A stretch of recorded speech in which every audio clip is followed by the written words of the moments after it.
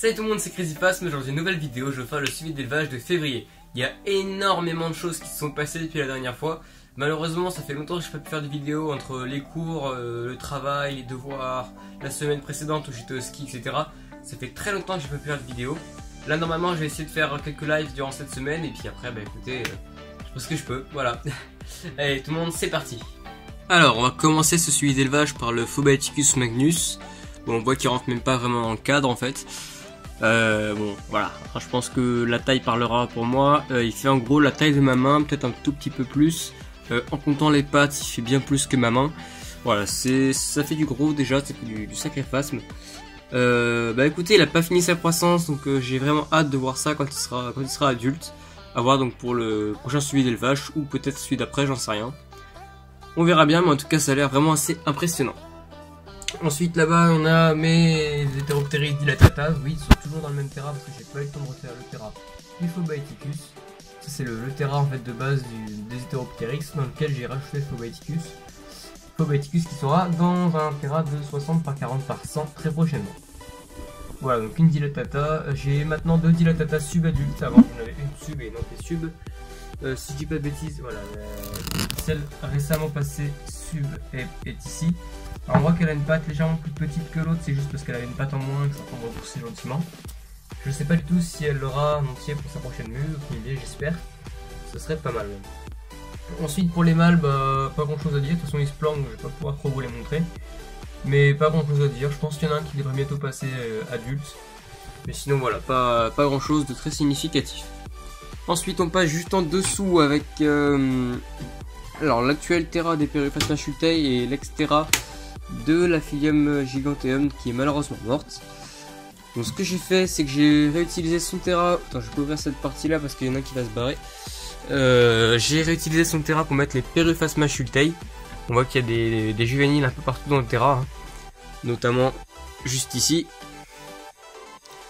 Voilà, donc les Periphates Machutei qui se portent très très bien, qui sont maintenant à peu près tous sub ou anti-sub environ. Après c'est vrai que j'avais beaucoup de naissances en décalé, donc il y en a qui sont beaucoup plus petits, comme encore une fois ceux-ci. Voilà, bah écoutez, ça se passe très très bien pour eux, j'ai aucun souci particulier, hein, vraiment, ça se passe vraiment bien. Alors ici, il y en a qui sont dans l'aération, je viens de me rendre compte, et comme j'ai fait leur terrain tout à l'heure, bah, ça veut dire qu'il va falloir que je bouge ça avec je sais pas trop quoi, parce que j'ai pas super envie d'en avoir partout dans ma chambre quand même.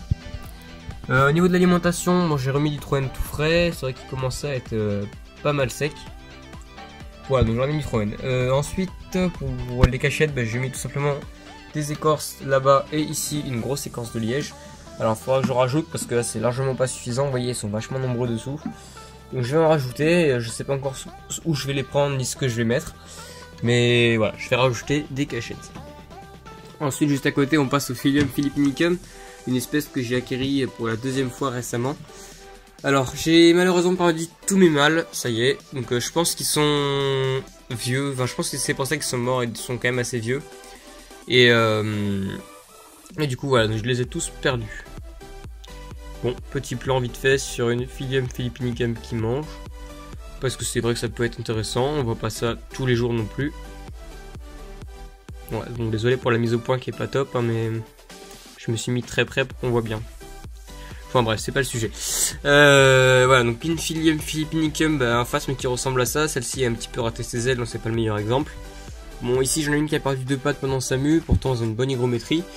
Ici une qui a aussi, pardon, excusez-moi, il a perdu une patte. Voilà, donc ça c'est un petit peu dommage. Je sais pas pourquoi elles perdent leurs pattes, j'avais jamais eu ce problème avant avec mes phasmes. Mais elles, bon voilà, elles perdent un petit peu leurs pattes. Pourtant elles ont quand même une assez bonne hygrométrie en terrain grâce au sable que je leur mets. Mais bon, voilà, elles arrivent à en perdre quand même. Donc là, il y en a une qui a perdu une patte. Ce que j'ai fait, c'est que plutôt que de jeter ça dans la poubelle, je les donne maintenant à mes fourmis. Comme ça, bah, ça leur fait des protéines. Parce que de toute façon, ça partirait à la poubelle. Donc autant le redonner. On voit ici donc les Camplotus vagus au milieu de l'écran. On voit qu'elles sont quand même assez grandes. Il y a pas mal d'ouvrières maintenant. Je pense qu'il doit y en avoir une vingtaine à peu près. Ouais, plus ou moins. Bon, la génie a l'air de bien se porter. Elles sont sorties de diapos. Il n'y a pas de souci particulier. Voilà. Et puis au passage, vous avez une petite view de la carte de visite. Waouh! C'est vraiment trop beau. Enfin bref. Et ça, bah, c'est tout simplement des graines de pissenlit que j'accumule ici. Je sais pas trop pourquoi. Peut-être qu'un jour je les ferai gagner pour des messeurs amoureuses. J'en sais rien. je verrai. Ensuite au niveau des naissances, donc autrement dit de l'incubateur, il y a pas grand... Pardon, excusez-moi, il n'y en a pas grand chose de nouveau. Bon, j'ai pas de naissance de Philium giganteum, ça c'est normal, surtout les œufs les plus anciens ont été vendus et là j'en ai presque plus. Ensuite ici c'est du Philium philippinicum, donc c'est des œufs très récents, donc aucune chance d'éclosion. Normalement ceux-là sont fécondés, mais ils seront encore fécondés pendant un bout de temps vu que la femelle garde dans la spermathèque de quoi féconder les œufs. Bon, ensuite ça c'est 2 boîtes d'œufs qui sont morts je pense, parce que ça fait très longtemps qu'ils auraient dû éclore. Ensuite j'ai commandé à Phasmosynops des Phasmagigas. Alors Phasmosynops, si tu me regardes, sache que je n'ai toujours pas eu de naissance. Je sais pas si c'est normal, je sais pas s'il y a un souci d'envoi, j'en sais rien, mais le fait est que j'ai aucune naissance. Donc voilà, je suis un petit peu dégoûté. Surtout c'est les œufs que j'ai quand même payé assez cher, donc ce serait bien que j'ai des naissances. Voilà, hop, ensuite ici on a mes naissances d'Acryoptera Phalax. Bon, là j'ai eu une naissance et puis depuis plus rien. Et la naissance n'a malheureusement pas survécu parce que pendant les vacances, bah, le terrain s'est un peu trop humidifié avec l'humidité des plantes. Voilà. Et j'ai oublié un terrain tout là-haut, donc je remonte. C'est le terrain de mes naissances d'Exatosoma tiaratum. Alors, tout simplement, j'ai eu pas mal de naissances d'Exatosoma tiaratum et j'ai aussi beaucoup de pertes à cause du problème d'humidité dans le terrain. Voilà, donc les petits... j'ai oublié le nom, ça y est, Exatosoma tiaratum. Bah écoutez, ils se portent très bien, ils évoluent gentiment, pépèrement. Malheureusement, il y a quelques pertes. Voilà, j'ai, si je dis pas de conneries, 3 pertes ou 2 pertes, un truc comme ça, 2 pertes, à cause d'un problème, donc l'hygrométrie qui est monté dans le terrain à cause des plantes, et à cause aussi du sopalin qui bouche le pot qui était tombé dans l'eau, et du coup ça a maintenu une super grosse hygrométrie pendant une semaine pendant que j'étais au ski, c'est pas top. Bon, ici comme d'habitude je me fais pas chier, je mets directement la boîte où il y a les naissances dans le terrarium.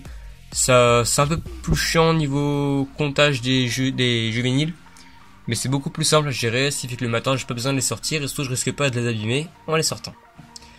Bon allez, on se retrouve tout de suite pour la suite des installations. Bon alors au niveau de la suite des installations, on voit ici que j'ai un Philium jacobsoni qui est passé L3, donc ça fait vraiment plaisir.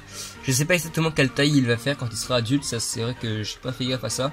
J'ai fait ça, quand je fais une fiche d'élevage, je me concentre beaucoup sur l'hygrométrie, etc. Je me concentre pas trop sur la taille, c'est vrai que c'est quelque chose d'assez important, il faudrait que je revoie tout ça. Après c'est vrai que je compte refaire la plupart de mes fiches d'élevage de la chaîne de manière un peu plus propre et plus détaillée pour les débutants qui voudraient avoir des informations sur certaines espèces. Ensuite, où c'est qu'il y en a d'autres? Alors c'est vrai que j'en ai plus que 3, j'ai eu quelques pertes. Bon ça c'est vrai que c'est un peu décevant parce que c'est une espèce super rare, donc j'aurai beaucoup de mal à en retrouver. Mais bon sinon à part ça, ça se passe plutôt bien dans l'ensemble. J'ai eu bon une perte, il m'en reste 3 sur si je dis pas de conneries 7 L1, donc en soi c'est pas mal. Voilà, ici on a un petit L2. Enfin bon voilà, ça se développe. Hop, donc je vais recouper, redescendre le terra cette fois des Philium tobelans. Et on se retrouve tout de suite après. Bon, donc au niveau des Philium tobelans, ou plutôt de la Philium tobelans parce que je n'en ai qu'une seule, bah ça se passe très bien, elle se développe gentiment, elle a refait une mue là. Alors par contre je me demande si c'est pas plutôt un mâle parce que je vois qu'elle a déjà des bourgeons d'ailes alors qu'elle est quand même vachement jeune. Donc ça m'étonne un petit peu, je me demande si c'est pas un mâle. J'ai de la chance, il y a une personne qui va normalement me passer d'autres Philium tobelans, ce qui va me permettre d'avoir d'autres sexes, hein, tout simplement. Ça sera pas mal du tout parce que là je suis presque persuadé d'avoir un mâle. Donc si j'ai juste un mâle, c'est vrai que c'est un petit peu compliqué, surtout que autant les femelles font de la parthénogenèse, autant les mâles bah, ils font pas d'œufs. Donc bon, ça c'est vrai que ce serait quand même pas mal que je puisse avoir des femelles. Sinon bon, là, on voit que le terra il est pas hyper propre, hein, mais bon ça suffit largement, je veux dire c'est un terrarium, hein, c'est pas un palace de luxe. Surtout que le sopalin a été changé il y a environ 4 jours. Donc voilà, on voit qu'elle mange bien on va dire. Voilà, bah écoutez les amis, on se retrouve tout de suite pour la fin de la vidéo. Et voilà les amis, c'est tout pour cette vidéo, j'espère vraiment qu'elle vous a plu. Si c'est le cas, n'hésitez pas à mettre un énorme pouce bleu, à faire partager vos impressions dans les commentaires. Allez voir le site internet qui sera dans la description qui va vous permettre de m'envoyer des mails, voir la disponibilité de la chaîne, etc. Et voilà, allez moi c'est tout le monde, c'était Crazyphasm, ciao.